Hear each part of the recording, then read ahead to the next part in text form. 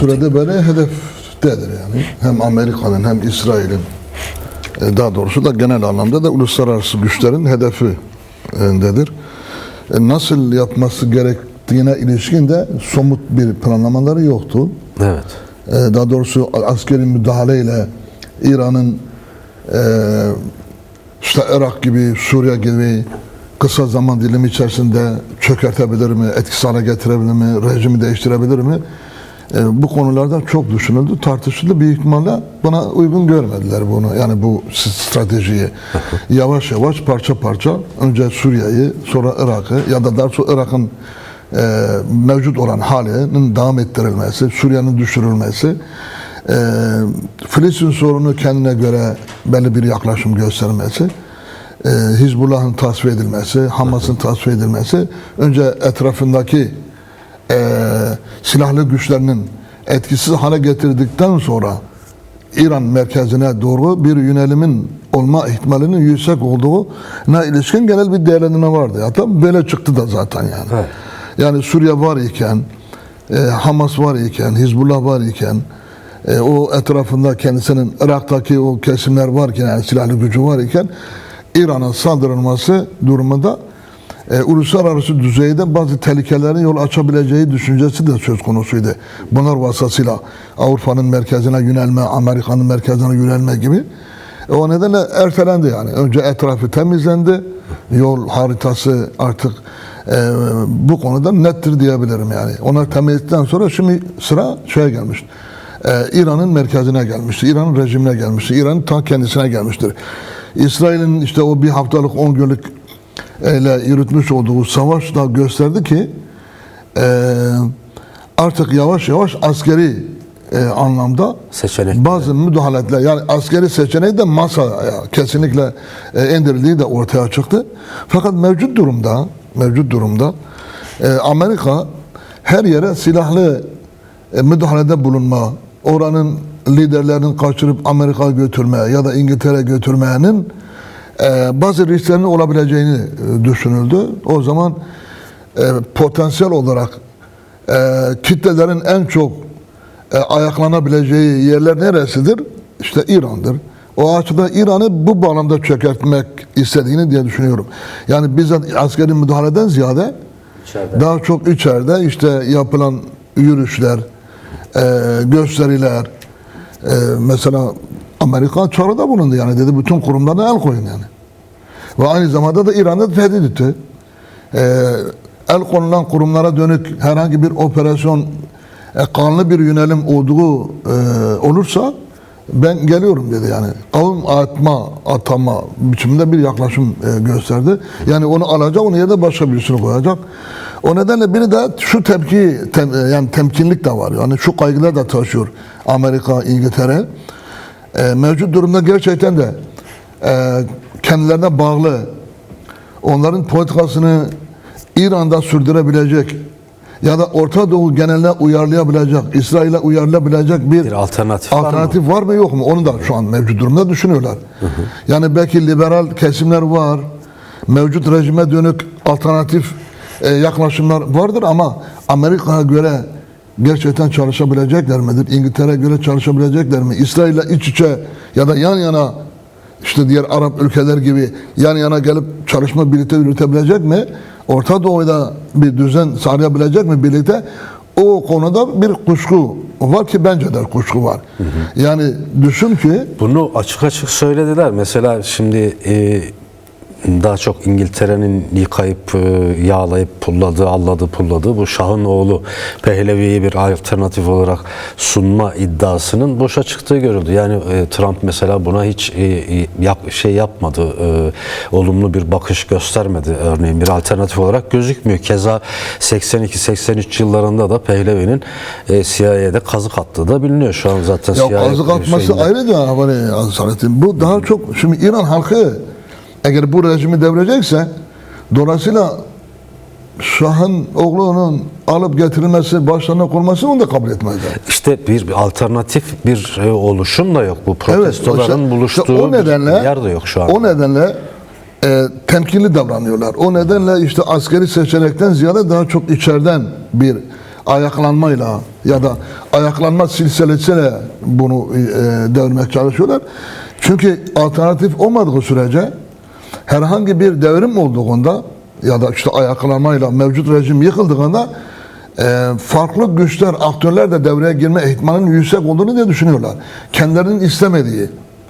Yani diyelim ki halklardan oluşan bir devrim konseyinin bu ayaklanma içerisinde oluşma ihtimalinin de yüksek olduğunu, devrimlerin birçoğu öyle oluyor yani. Evet. Yani önce bazı örgütlemeler var ama esas yol haritası Kitlesel mücadele. kitlesel eylemlerin olduğu dönemlerde, serhedlanların ayaklanmanın olduğu dönemlerde oluşuyor yani bu konuda. Evet. O nedenle bunda da çekiniyorlar. Yani İran'ı etkisiz hale getireyim derken Tamamıyla bambaşka bir problemle de karşılaşabilirler. bambaşka bir rejimin, bambaşka bir sistemin oluşmasını da çok daha fazla tehlikeli görürler. Öyle bir sistemdeyse mevcut Molla rejimi daha fazla Kabul tercih edilebilir edeceklerdir. yani. Tabii tercih edeceklerdir. Çünkü orada kimler gelecek daha çok? İşte daha çok devrimci güçler gelecek o konuda. Mesela Kürtlerin orada en fazla güçlü olduğu alanlarda birisidir yani o konuda. Evet. Türkiye bu konuda Amerika ile tabii çok fazla diyalog içerisindedir. Yani İran'da kontrolsüz bir devrimin, kontrolsüz bir rejimin değişmesini istemiyor. Yani Türkiye'de istemiyor. Amerika da bu konuda zaten istemiyor. İngiltere de istemiyor. Yeni bir çıban başının ortaya çıkmasının muhtemel olduğunu düşündükleri için bu konuda daha doğrusu böyle askeri müdahaleden ziyade kontrollü, yavaş yavaş, parça parça ve zaman içerisinde önce rejimi yorarak başka bir, yani daha doğrusu alternatif bırakarak daha fazla yol ve yöntemlerden yoksun bırakılarak özellikle zaman içerisinde bir de alternatiften oluşturarak rejimi değiştirmek istiyorlar. Fakat devrim yapmak istemiyorlar. Rejimi değiştirmek istiyorlar. Bir başka şey boyut da budur yani. Yani Evet. İran'da tamamen her şeyi alt üst etmeden ziyade mevcut rejimin değiştirilmesi, Kendisine tabi kılınması. kendisine işte tabi kılabilecek, kendisine işte uyum sağlayabilecek kendine göre. Mesela Suriye nasıl uyum sağladırdı bir Hizbullah DAEŞ liderinden birisi şu anda onlara ayak uyduruyor. Yani. İstediği gibi gezdiriyor. Boynuna ip takmış, Amerika gidiyor, İngilizler çekiyor, onlar çekiyor, Türkiye çekiyor. İstediği gibi oynatıyorlar bunu. İran'da da böyle insanlar çok.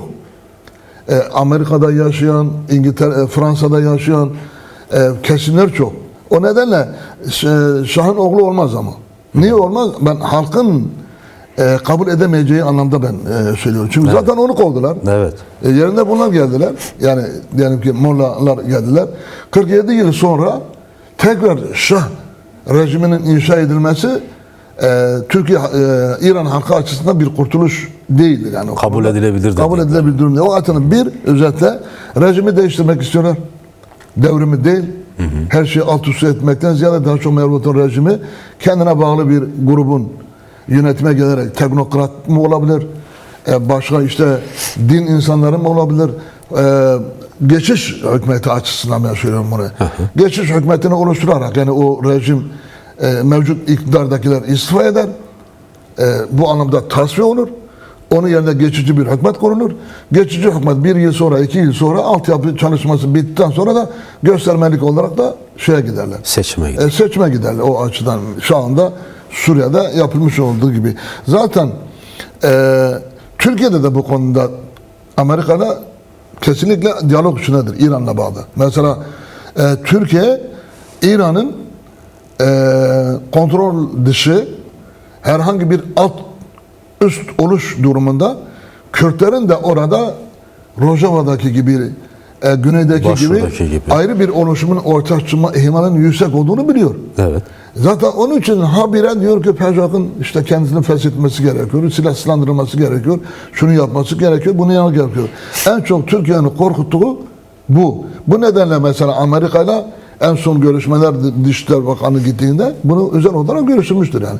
Yani biz uygun görmüyoruz. Türkiye politikası açısından, Türkiye'nin geleceği açısından kendilerine göre tabii. Bahçeli bunu çok açık bir şekilde dillendiriyor zaten. Tabii yani. bunu dillendiriyor. O açıdan Amerika Erdoğan'la böyle bir anlaşmaya gitmiştir yani biliyoruz yani özellikle Mısır'da atılan imza Erdoğan tamamen bağlanmış durumdadır. Ama Erdoğan'ın ağzına da birazcık bal sürmüştür yani.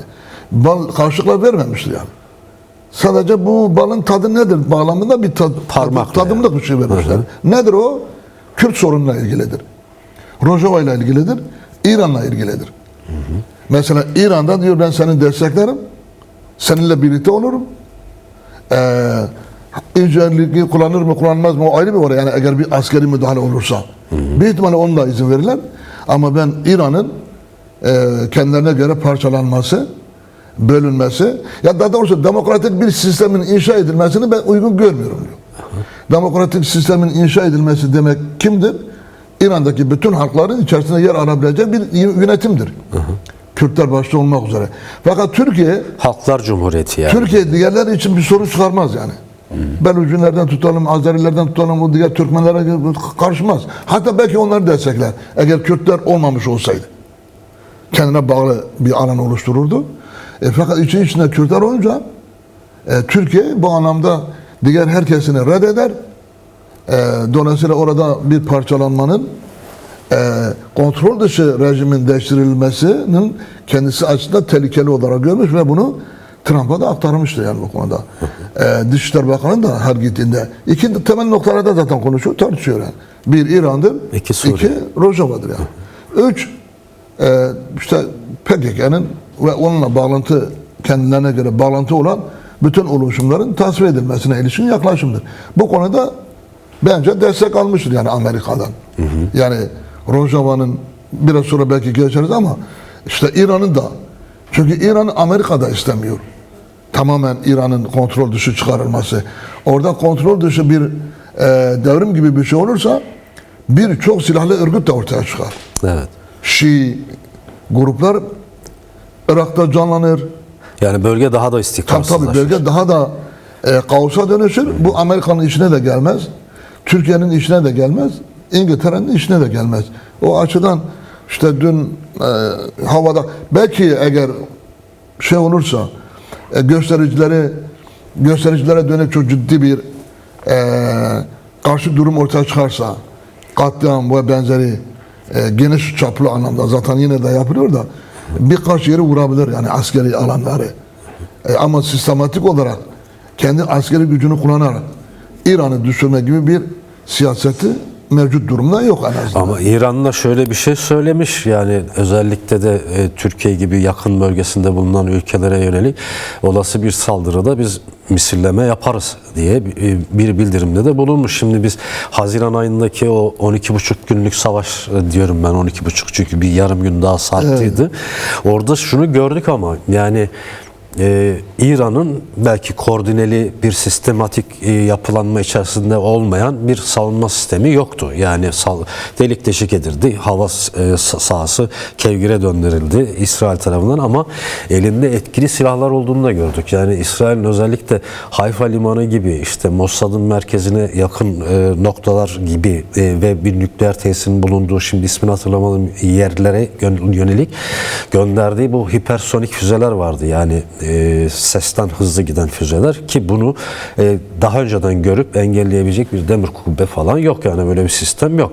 Sonlarına doğru savaşın bu silahlar kullanılınca İsrail açıktan bir Amerika'ya yardım çağrısında bulundu. Amerika gelip savaşı durdurdu. Yani boşta bir şeyi yok. Yani belki tarumar edilebilecek durumdadır hava saldırılarıyla ama ciddi anlamda da çevresine zarar verebilecek bir gücü de var. Bunu da kabul etmek lazım. Daha geçtiğimiz 2 hafta içerisinde 4 büyük Antonov kargo tipi uçaklarla Rusya'dan askeri mühimmat indirildiği de biliniyor.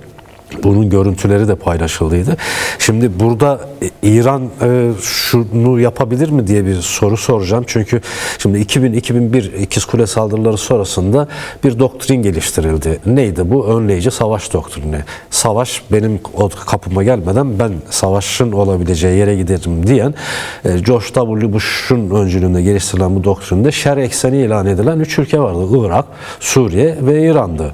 Irak 170 bin kişilik bir askeri işgalle yıllarca süren bir savaşa sürüklendi. 14 senedir Suriye'de yaşananları görüyoruz. Yani biraz önce senin de altını çizdiğin gibi hiç beklenmeyen denklemler bu kaos ortamında ortaya çıkabiliyor. Yani kim örgütlüyse de bu örgütlü mücadelesiyle kendi varlığını koruyabiliyor. Örneğin Rojava mücadelesi bunun somut bir örneğiydi. Şimdi İran'a yönelik böyle bir saldırı girişiminde İran elinde avucunda ne var ne yok etrafa, yani civarında saldırıların geldiği yer birisi belki de İncirlik olacaktır veyahut da başka yerler saldırı imkanına, kapasitesine sahip gözüküyor. Sen bu konuya dair ne düşünüyorsun? Böyle bir şey yapabilir mi? Ama şu var tabii. Yani sonuçta Amerika birçok konuda fikir yürütüyor yani. Yani o da bir seçenek. Yani İran Hesap için o kitap da bir yapıyor, değil mi seçenek yani? tabii. Yani o da Amerika'nın bir seçenek. Yani bunu nasıl yapabiliriz? Gerçekten elinde güçlü silahlar var. Dediğin gibi İsrail'e karşı kullandı. İsrail bayağı zorladı yani o konuda. Durduramadı yani Ve o durdurmak füzeleri. zorunda kaldılar o konuda. Fakat İran eğer bu konuda esnek yaklaşmazsa, uluslararası güçlerin dediklerini yerine getirmezse, savaşı göze alırsa bunu yapacaktır. Tabii doğal olarak bunu yapacaktır. Ama ne zaman bunu yapacak? Dışarıdan yapılma ihtimalinin yüksek olan bir saldırı karşısında bunu yapacaktır. Evet. Yani eğer Amerika müdahale ederse askeri olarak, her tarafı bombalarsa İran onu yapar. Ama Amerika zaten bir neden, bundan dolayı da askeri gücü kullanmaktan ziyade, yani İsrail'i vurur, Türkiye'yi vurur, Suriye'yi vurur, değişik yerleri vurur. Yani şu anda Amerika'nın denetiminde ona birçok ülkeyi vurabilir.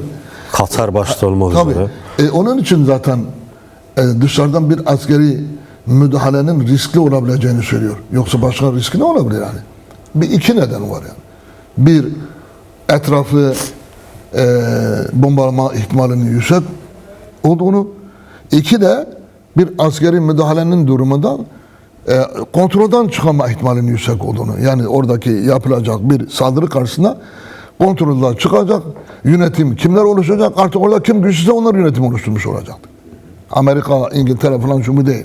Kim güçlüyse, kim atak davranırsa, kim daha doğru siyaset yürütürse o yeni rejimi kurmuş olacaktır. O nedenle ama eğer kitleler ayaklanırsa, kitleler bu konuda ısrarla kurumları ele geçirirse, içeride bir devrim olursa İran'ı kimse vuramaz yani. Ne diye vuracak? Çünkü kendisi içeride bir çalkalanma var, içeride bir karşı koyuş var. Bir de Türkiye zaten bağırıyor yani. İran'a müdahale yapılmasına biz karşıyız diyor yani. Askeri müdahale yapmasına karşı olduğunu söylüyor. Askeri müdahale. Çünkü askeri müdahale olması durumda o da hedef haline gelir. Evet. NATO'nun bir üyesidir sonuçta yani. NATO'nun bir üyesi olmazsa İran bilmez mi yani? Amerika'nın yapacağı bir askeri müdahalenin içinde Türkiye'nin de parmağının olduğunu bilir onu da yani. En sonunda bilir. O açıdan Türkiye askeri bir müdahaleye karşı olduğunu söylüyor. Söylemesinin nedeni de dediğimiz gibi işte çok barışçı olduğundan, İran halkını çok savunduğundan değil. İran'ın parçalanmasını, orada başka oluşumlar ortaya çıkmasını, Rojava özerk yönetimini istemiyor yani. Kürdistan'ın ortaya çıkmasını engellediği için karşı çıkıyor yani. Yoksa başka türlü değil. İran vurur. İran vurur. Ama o zaman hepsi kaybeder. Ya zaten savaş olduğu herkes kaybediyor yani. O zaman daha fazla herkes kaybeder. Türkiye'de kaybeder, Suriye'de kaybeder, İsrail'de kaybeder, şu da kaybeder, bu da kaybeder yani. Bir tek İngiltere, Amerika uzaktadırlar.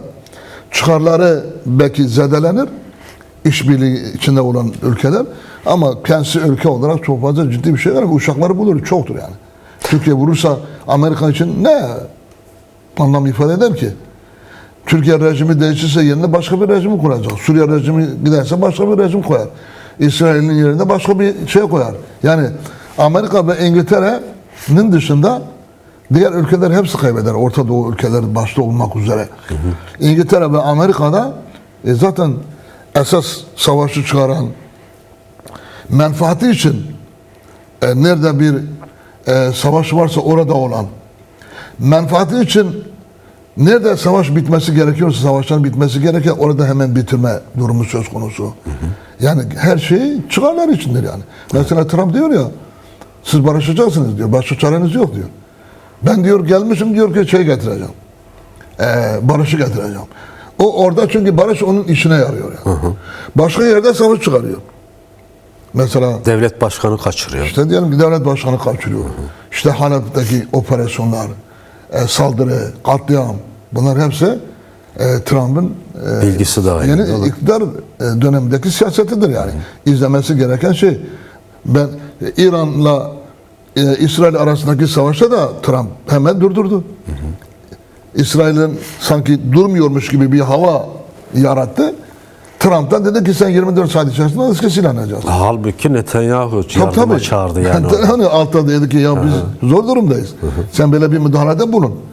Yani öyle bir durum var. Evet. Ama en nihayetinde İran böyle kalmaz yani. En nihayetinde. Askeri şiddet kullanmazsa bile mevcut durumdaki rejimle eğer tabii kendisini değiştirmezse.